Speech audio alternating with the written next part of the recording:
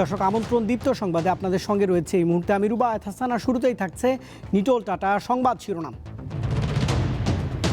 আগামীকাল থেকে অপ্রয়োজনে বের হলে ব্যবস্থা, মাঠে থাকবে সেনাবাহিনী। করোনায় আক্রান্তের ফের রেকর্ড, সংক্রমণ ছড়াচ্ছে আনাচে কানাচে। কাল থেকে প্রবাসীদের টিকাদান শুরু, যুক্তরাষ্ট্র থেকে আসছে 25 লাখ ডোজ। হাতিরঝিল থেকে সব বাণিজ্যিক স্থাপনা উচ্ছেদের নির্দেশ হাইকোর্টের।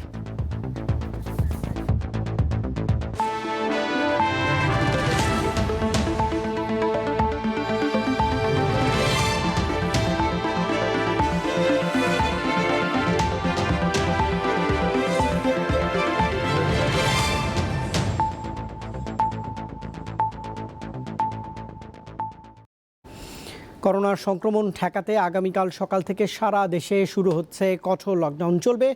চলবে না গণপরিবহন ও ব্যক্তিগত গাড়ি, খুলবে না সরকারি বেসরকারি কোনো অফিস। জরুরি প্রয়োজন ছাড়া কেউ ঘর থেকে বের হতে পারবেন না। আর এসব নিষেধাজ্ঞা বাস্তবায়নে আইনশৃঙ্খলা রক্ষাকারী বাহিনীর সদস্যরাদের সঙ্গে মাঠে থাকবে সেনা সদস্যরা। দেশ জুড়ে বাড়ছে করোনার তীব্রতা, আনাচে কানাচে ছড়িয়ে পড়ছে সংক্রমণ। এই পরিস্থিতিতে 1 জুলাই থেকে নজিরবিহীন লকডাউনে যাচ্ছে পুরো দেশ। এ বিষয়ে বুধবার প্রজ্ঞাপন জারি করেছে মন্ত্রিপরিষদ বিভাগ। এতে বলা হয়েছে, বিধিনিষেধ চলাকালে সারা দেশে সব সরকারি বেসরকারি স্বায়ত্তশাসিত অফিস বন্ধ থাকবে। চলবে না গণপরিবহন, খুলবে না মার্কেট ও শপিং মল। জরুরি প্রয়োজন ছাড়া কেউ ঘর থেকে বের হলে নেওয়া হবে আইনি ব্যবস্থা। আর এসব বিষয় বাস্তবায়নে আইনশৃঙ্খলা বাহিনীর সঙ্গে মাঠে থাকবে সেনাবাহিনীও। তবে স্বাস্থ্যবিধি মেনে চালু থাকবে শিল্প কারখানা। কাঁচা বাজার খোলা থাকবে সকাল 9টা থেকে 5টা পর্যন্ত। আর খাবারের দোকান সকাল 8টা থেকে রাত 8টা পর্যন্ত চালু রাখা যাবে, তবে কেউ ভেতরে বসে খেতে পারবে না। সরকারের নির্দেশনা মেনে অভ্যন্তরীণ বিমান চলাচল বন্ধ থাকলেও চালু থাকবে আন্তর্জাতিক ফ্লাইট। রাজধানীতে কেউ নিষেধাজ্ঞা অমান্য করলে জেল জরিমানার মুখোমুখি হতে হবে বলে হুঁশিয়ারি দিয়েছে পুলিশ। 269 ধারা আমরা প্রয়োগ করব, তার বিরুদ্ধে নিয়মিত মামলা রুজু সহ তাকে গ্রেপ্তার করে আদালতে বিচারের জন্য পাঠাবো। এবং যদি এমন হয় যে ডিএমপিতে প্রথম দিনে 5,000 লোক গ্রেপ্তার হয়েছে এবং তাদের বিরুদ্ধে মামলা নিয়ে তাদের আদালতে চালান করা হয়েছে, সেরকম পরিস্থিতিও হতে পারে। ব্যক্তিগত যানবাহন নিয়েও কেউ বের হতে পারবে না বলে জানান এই পুলিশ কর্মকর্তা। যে আমরা যতটা শক্ত থাকব, আপনারা ততটা নিরাপদ থাকবেন। পুলিশ আইন প্রয়োগের ক্ষেত্রে যতটা কঠোর হবে, আপনার পরিবার, আপনার সন্তান ততটা বেশি নিরাপদ। ফলে আমাদের সাথে সহযোগিতা করবেন। লকডাউন চলাকালে বৃহস্পতিবার থেকে রবিবার পর্যন্ত ব্যাংক বন্ধ থাকবে। সোমবার থেকে পরের 3 দিন চলবে সীমিত পরিসরে। রুবায়েত হাসান, দীপ্ত সংবাদ, ঢাকা। এদিকে কঠোর লকডাউন শুরুর আগ মুহূর্তে রাজধানী ছেড়ে গ্রামের বাড়ির পথে ফিরছেন অনেকেই। করোনার ঝুঁকি উপেক্ষা করে ট্রাকে ও রিক্সা ভ্যানে গাদাগাদি করে এমনকি হেঁটেও গেছেন কেউ কেউ। সর্বাত্মক লকডাউন বাস্তবায়নে কড়াকড়ি ও এর মেয়াদ বাড়ার সম্ভাবনা থাকায় গত কয়েকদিন ধরে ঢাকা ছাড়ছে নিম্ন আয়ের মানুষ। লকডাউন শুরুর আগের দিন তা আরও বেড়ে যায়। গণপরিবহন বন্ধ থাকায় নানা দুর্ভোগে পড়তে হয় তাদের। লকডাউনে আয়ের উৎস হারানোর কথা উল্লেখ করে নিম্ন আয়ের এসব মানুষ জানান, ঈদের আগে আর ঢাকায় ফেরা হবে না তাদের। টাঙ্গাইল কিভাবে যাবেন? আজকে তো সব বন্ধ। দেখি কিভাবে যেতে পারি। শাটডাউন দেবে নাকি? আগে চাকরি বাকরি করতাম, পরে করোনার কারণে এখন রিক্সা চালাচ্ছি। বর্তমান যে অবস্থা, তাতে থাকার মতন কোনো পরিবেশ নাই, এ কারণে আবার দেশে ফিরে যাচ্ছি। যাদের কিছুটা সামর্থ্য আছে তাদের কেউ মোটর সাইকেলে, আবার কেউ ভাড়া গাড়িতে গন্তব্যে রওনা হন। তবে সব ক্ষেত্রে ভাড়া গুনতে হয়েছে দ্বিগুণ থেকে 3 গুণ। ওই পার দেওয়া রিক্সায় উঠবো নাই, মাইক্রো হোক চিনজি হোক উঠবো। মোটর সাইকেলে 400 টাকা ভাড়া যেতেছে। জানমাল রিক্স করে দিলাম যাইতাছি। হুন্ডা ভাড়া চায় 2700, আর গাড়ি ভাড়া চায় 1800। আপনি পুষিলে যাবেন, এলে যাবেন না। আইন শৃঙ্খলা বাহিনীর চোখ ফাঁকি দিতে নানা কৌশল অবলম্বন করতে হয় ঘরে ফেরা মানুষকে। পায়ে হাঁটা লোকদের আটকে দেওয়ার ক্ষমতা কি আপনার আছে?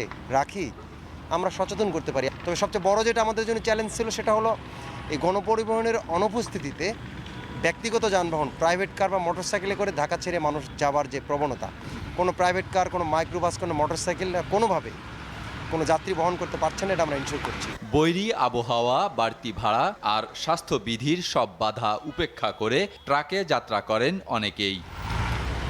আহাদ হোসেন টুটুল, দীপ্ত সংবাদ, ঢাকা।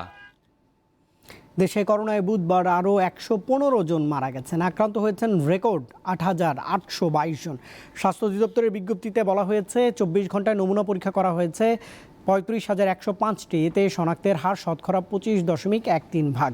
এখন পর্যন্ত দেশে করোনা শনাক্ত হয়েছে মোট 9,13,258 জনের। এই ভাইরাসে মারা গেছেন মোট 14,503 জন।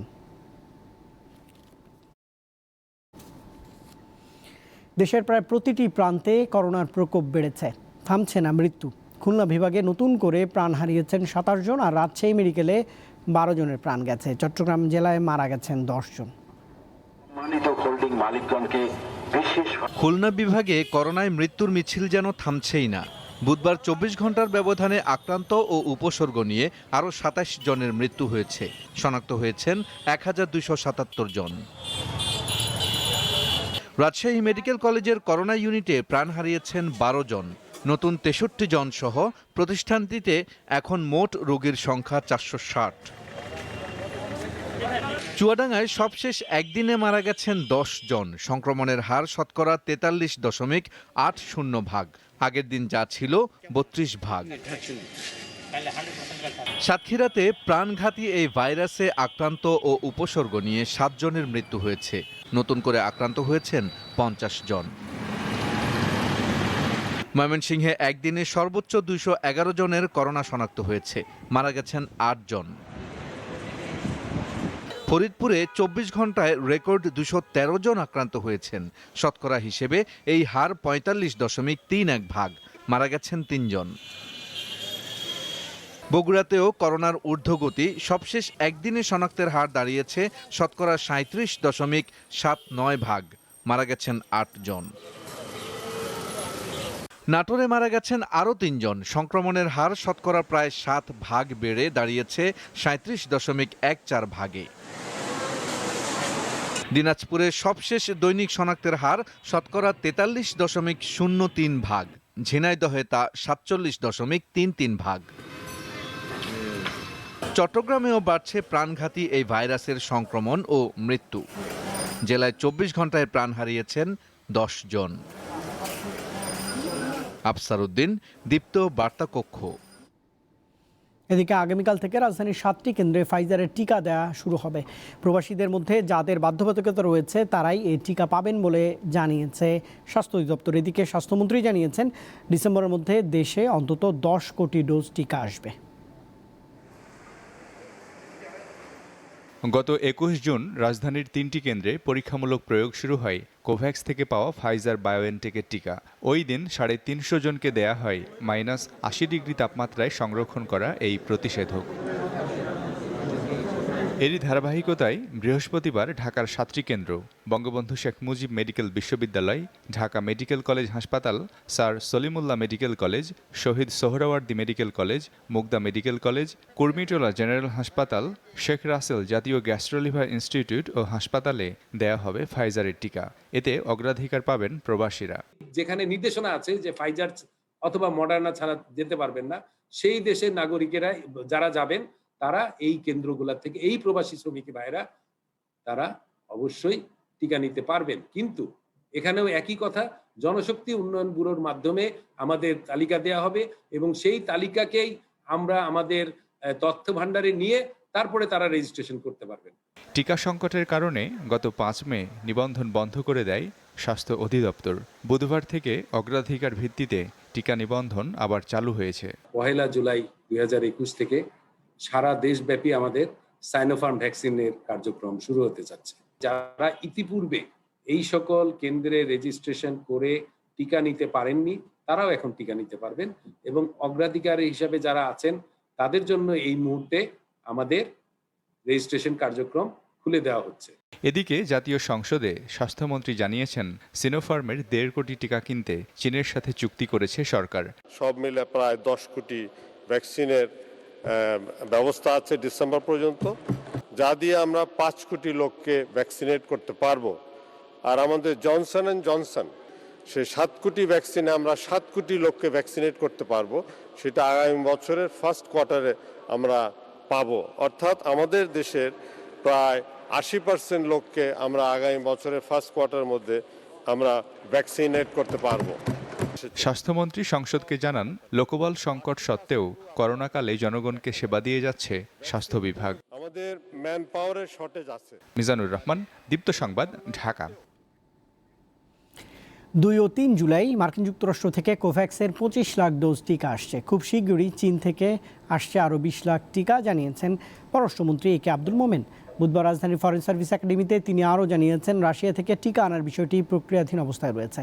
লকডাউনের মধ্যে বিদেশ যেতে আগ্রহী শিক্ষার্থীদের সাক্ষাৎকার গ্রহণের জন্য দূতাবাসগুলোকে ইমার্জেন্সি চালু রাখার আহ্বান জানিয়েছেন পররাষ্ট্রমন্ত্রী।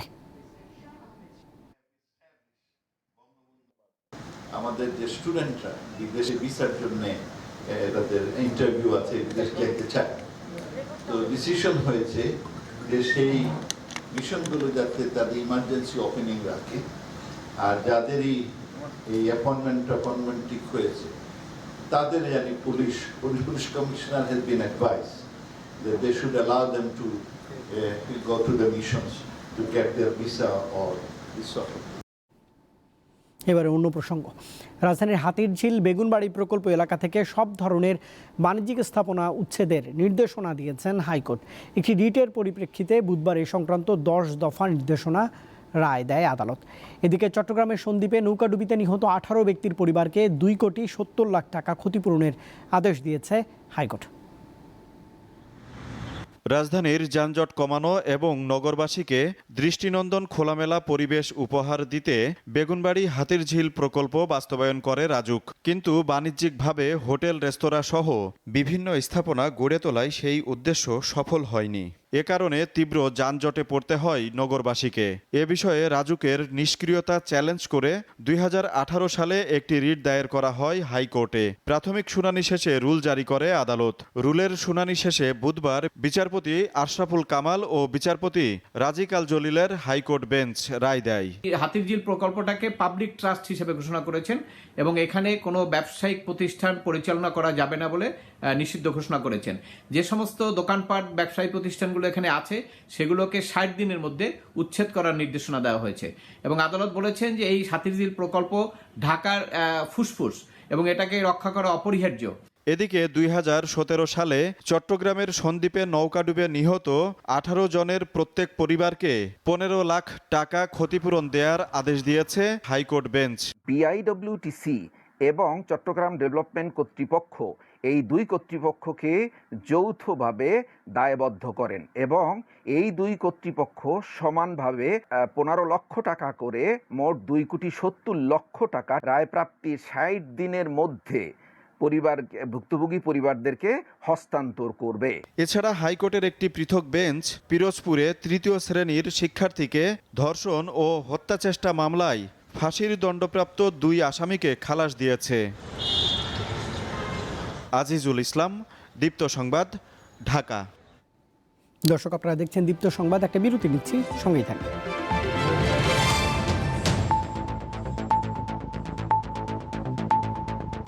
দর্শক, স্বাগত আরেকবার। আপনারা দেখছেন দীপ্ত সংবাদ। তেমন কোনো সংশোধনী ছাড়াই 2021-22 অর্থ বছরের জন্য 6,03,681 কোটি টাকার বাজেট পাশ হয়েছে। অর্থমন্ত্রী আ.হ.ম মুস্তফা কামাল বলেছেন, বাজেট বাস্তবায়িত হলে মূল্যস্ফীতি শতকরা 5.3% মধ্যেই থাকবে আর জিডিপির প্রবৃদ্ধি হবে 7.2%। সামনে পেশ করছি সংসদের সামনে স্পিকার শিরিন শারমিন চৌধুরীর সভাপতিত্বে শুরু হয় জাতীয় সংসদের অধিবেশন। শুরুতেই বিভিন্ন মন্ত্রণালয় ও বিভাগের 59টি মঞ্জুরি দাবির বিপরীতে বিরোধী দল ও বিএনপির সদস্যরা 625টি ছাঁটাই প্রস্তাব আনেন। অবশ্য সবগুলোর প্রস্তাবই কণ্ঠভোটে নাকচ হয়ে যায়। উপনেতার বাজেটে বক্তব্য, ব্যারিস্টার আনিসের বাজেটে বক্তব্য। আগামী অর্থ বছরে সরকারের ব্যয় নির্বাহের জন্য 6,03,681 কোটি টাকার নির্দিষ্টকরণ বিল 2021 পাশের জন্য উত্থাপন করেন অর্থমন্ত্রী আ.হ.ম মুস্তফা কামাল। বাজেটে গুরুত্ব দেয়া হয়েছে স্বাস্থ্য খাতে, পরে এটি কণ্ঠভোটে পাশ হয়। 2022 সনের 30 জুন তারিখে সমাপ্ত অর্থ বছরের কার্যাদি নির্বাহের জন্য সংযুক্ত তহবিল হতে অর্থ প্রদান ও নির্দিষ্টকরণের কর্তৃত্ব প্রদানের উদ্দেশ্যে আনিত বিলটি নির্দিষ্টকরণ বিল 2021 এই মহান সংসদে পাশ করা হোক। নির্দিষ্টকরণ বিল 2021 সংসদে পাশ করা হোক। যারা এ প্রস্তাবের পক্ষে আছেন তারা হা বলুন। যারা এ প্রস্তাবের বিপক্ষে আছেন তারা না বলুন। হা জয়যুক্ত হয়েছে, হা জয়যুক্ত হয়েছে, হা জয়যুক্ত হয়েছে। অতএব নির্দিষ্টকরণ বিল 2021 সংসদে সর্বসম্মতিক্রমে পাশ হলো। করোনা মহামারীর মধ্যে এটি ছিল সরকারের দ্বিতীয় বাজেট। রাষ্ট্রপতি মোহাম্মদ আব্দুল হামিদ বাজেট সংক্রান্ত নির্দিষ্টকরণ বিল অনুমোদন দেওয়ার পর 1 জুলাই থেকে তা বাস্তবায়ন শুরু হবে। আইন বিচার ও বায়েজিদ আহমেদ, দীপ্ত সংবাদ, ঢাকা। দর্শক, এই খবরের সঙ্গে আবারও একটা বিরতি নিচ্ছি, সঙ্গেই থাকবেন দীপ্ত সংবাদে।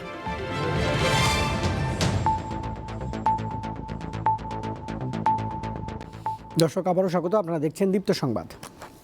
এবার আন্তর্জাতিক প্রসঙ্গ। যুক্তরাষ্ট্রের মডার্নার টিকা ভারতীয় ধরনসহ করোনার নতুন সব ধরনের বিরুদ্ধে খুবই কার্যকর বলে দাবি করেছে প্রতিষ্ঠানটি।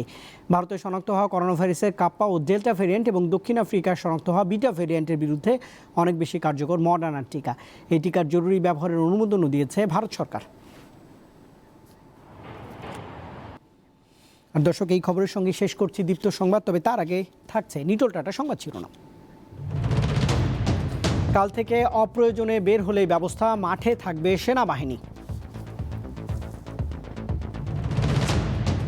করোনায় আক্রান্তের ফের রেকর্ড, সংক্রমণ ছড়াচ্ছে আনাচে কানাচে।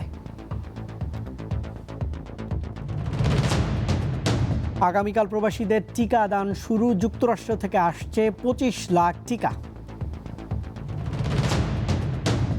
হাতিরঝিল থেকে সব ধরনের বাণিজ্যিক স্থাপনা উচ্ছেদের নির্দেশনা দিয়েছে হাইকোর্ট।